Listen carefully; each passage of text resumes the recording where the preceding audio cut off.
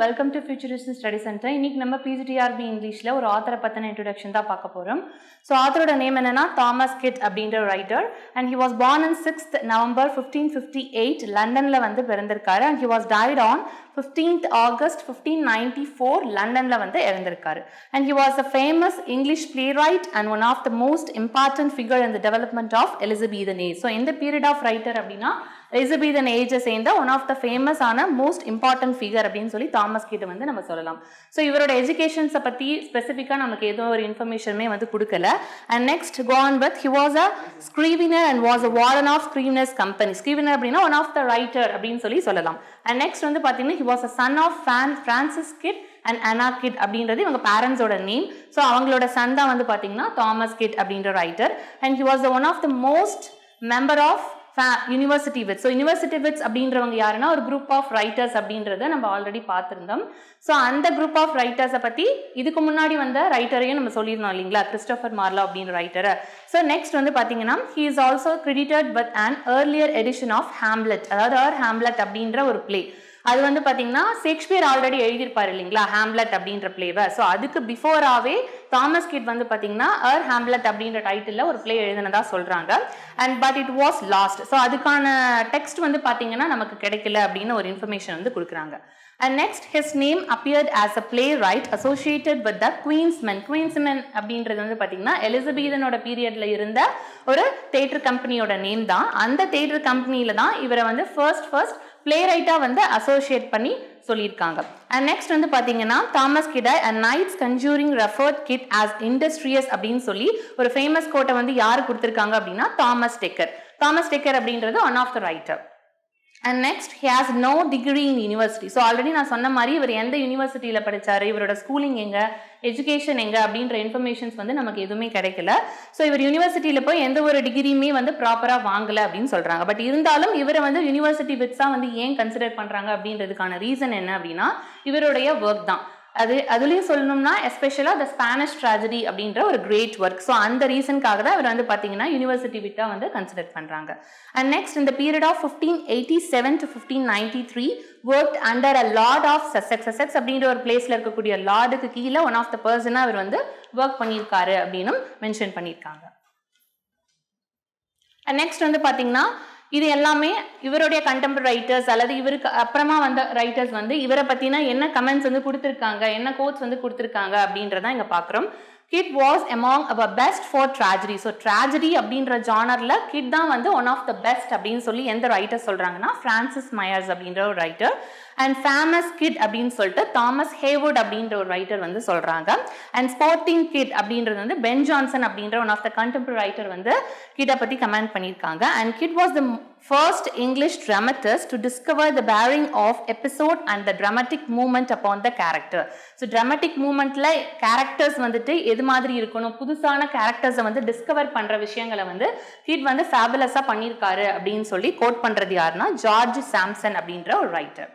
And next we will go on with works of Thomas Kidd.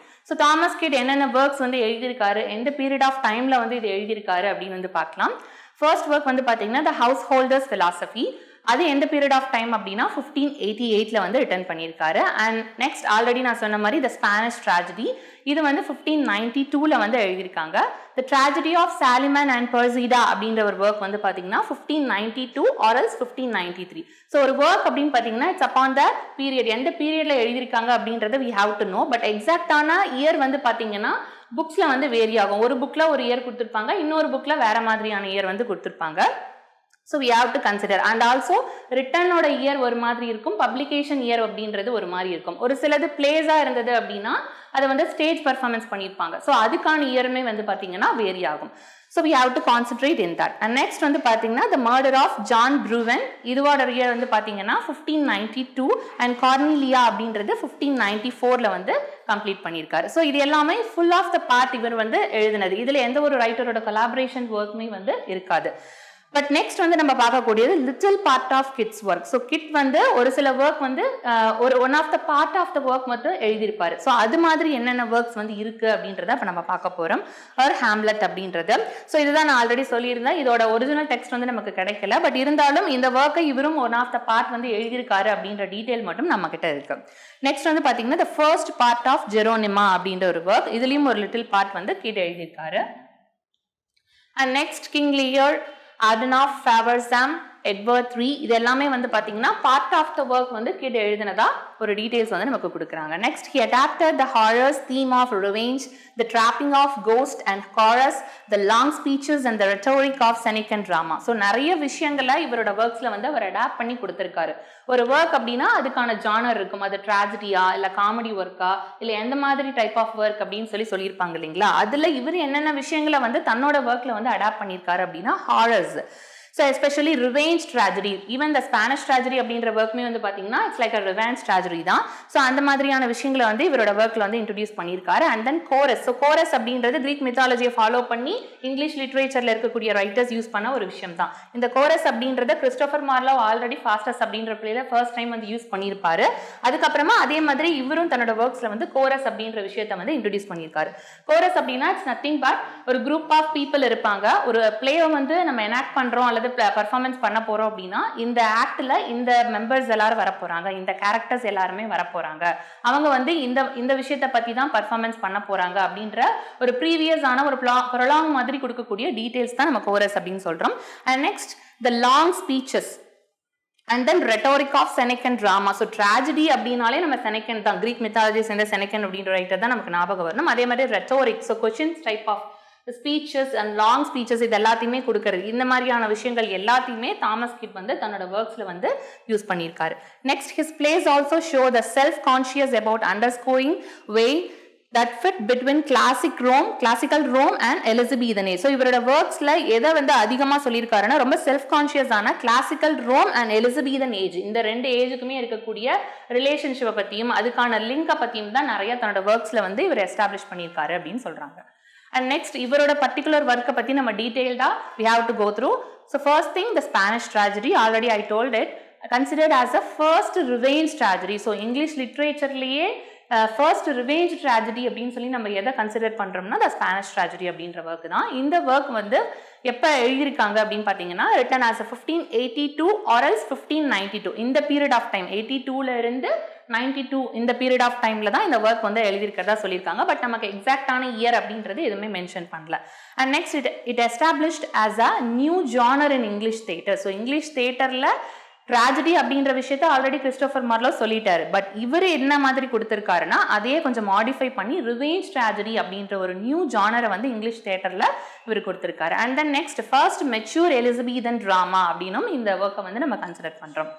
And next known as Senecan tragedy அப்படின்னும் இதை வந்து சொல்றாங்க. So இவ்வளோ விஷயங்கள் வந்து இந்த ஒரு பர்டிகுலர் ஒர்க். ஸோ அப்போனா எந்த அளவுக்கு இந்த ஒர்க் வந்து ஃபேமஸாக இருந்திருக்கு அப்படின்றத வி கேன் கன்சிடர். ஸோ இந்த ரீசன்னால தான் இவரையுமே ஒன் ஆஃப் த யூனிவர்சிட்டி விட்ஸா பீப்புள் வந்து கன்சிடர் பண்ணியிருக்காங்க. And next Hieronimo is a mad again அப்படின்றது இந்த ஒர்க்குக்கான சப்டைட்டில். அண்ட் இதில் வரக்கூடிய பிளாட்ஸ், அதாவது இதில் வரக்கூடிய கேரக்டர்ஸ் வந்து மெயினாக எதை பற்றி டீல் பண்ணுற மாதிரி இருக்கும் அப்படின்னா வயலண்டான மர்டர்ஸ், நிறைய கொலைகள் வந்து இதில் சொல்லியிருப்பாங்க. அண்ட் தென் பர்சனிஃபிகேஷன், அந்த ரிவேஞ்ச் எடுக்கிறதுக்கான அந்த ரிவேஞ்சையுமே அவங்க பர்சானிஃபை பண்ற மாதிரியான விஷயத்தை தான் ஸ்பானிஷ் ட்ராஜடியில தாமஸ் கிட் வந்து நமக்கு கொடுத்திருக்காரு. Next our Hamlet. So already இதை நான் சொல்லிட்டேன், the most important text in the history of English drama. English ட்ராமாவோட ஹிஸ்டரியில ஒரு இம்பார்ட்டன்டான டெக்ஸ்ட் அப்படின்னா our Hamlet தான். ஸோ இந்த ஒர்க்குக்கான ஆத்தர்ஷிப் இன்னுமே நமக்கு வந்து கிளியர் கட்டா இல்லை. பட் இதுல ஒன் ஆஃப் த பார்ட் வந்துட்டு கிட்ட எழுதுனதான் வந்து சொல்றாங்க. அண்ட் நெக்ஸ்ட் வந்து பாத்தீங்கன்னா பாம்பை தி கிரேட் ஹிஸ் ஃபேர் கார்னிலியாஸ் ட்ராஜடி அப்படின்றது. இந்த ஒர்க் வந்து ஆக்சுவலா ராபர்ட் கார்னியர் அப்படின்ற ஒரு பொயட் எழுதின கார்னிலியா அப்படின்ற ஒரு ஒர்க்குக்கான டிரான்ஸ்லேஷன் ஒர்க் தான் இந்த டைட்டில் அப்படின்னு சொல்லலாம். இதை டிரான்ஸ்லேட் பண்ணி கொடுத்தது யாருன்னா தாமஸ் கிட். அண்ட் இந்த ஒர்க்கை யாருக்காக அவர் டெடிகேட் பண்றாரு அப்படின்னா கவுண்டஸ் ஆஃப் சசெக்ஸ். சசெக்ஸ் அப்படின்ற ஒரு பிளேஸோட லார்டுக்கு கீழே தான் இவர் ஆல்ரெடி ஒர்க் பண்ணியிருந்தாரு அப்படின்னு நம்ம பார்த்தோம் இல்லைங்களா. ஸோ அவங்களுக்காக தான், அவங்களோட ஒய்ஃபுக்காக, கவுண்டஸ்க்காக தான் இந்த ஒர்க்கை வந்து அவர் டெடிகேட் பண்ணி கொடுத்திருக்காரு. The householders of philosophy அப்படின்றது நெக்ஸ்ட் ஒர்க். அண்ட் இது எதை பேஸ் பண்ணி அமைஞ்சிருக்கு அப்படின்னா it is based on a story by Torquato Tasso, an Italian poet of 16th century. So 16th century சேர்ந்த ஒரு இட்டாலியன் poetஆன Torquato Tasso அப்படின்ற ஒரு பர்சன் உடைய ஸ்டோரியை பேஸ் பண்ணி எழுதப்பட்டது தான் இந்த ஹவுஸ் ஹோல்டர்ஸ் பிலாசபி அப்படின்றது. அண்ட் இது என்ன ஜானர்ல எழுதியிருக்காங்க அப்படின்னா ப்ரோஸ் பேம்ப்ளெட் அப்படின்ற ஜானர்ல தான் எழுதியிருக்காங்க. ஸோ இப்போ நம்ம பார்த்தது எல்லாமே தாமஸ் கிட் அப்படின்ற ரைட்டருடைய இம்பார்ட்டன்டான பாயிண்ட்ஸ் தான். தேங்க்யூ. டிஎன்பிஎஸ்சி டெட் நியமன தேர்வு, PC, SI, TRB, agri, forest, railway போன்ற அனைத்து போட்டித் தேர்வுகளுக்கும் நேரடி மற்றும் ஆன்லைன் வகுப்புகள் ஆரம்பம். அனைத்து போட்டித் தேர்வுகளுக்கும் ஸ்டடி மெட்டீரியல் கிடைக்கும். நேரடி மற்றும் போஸ்டல் டெஸ்ட் பேட்ச் வசதியும் உண்டு. தொடர்புக்கு future vision study centre, Salem. Contact 9042030163. Future Vision Study Center, SKS Hospital Road, opposite to Hotel Lakshmi Prakash, near New Bus Stand, Salem. Cell 90420 30163.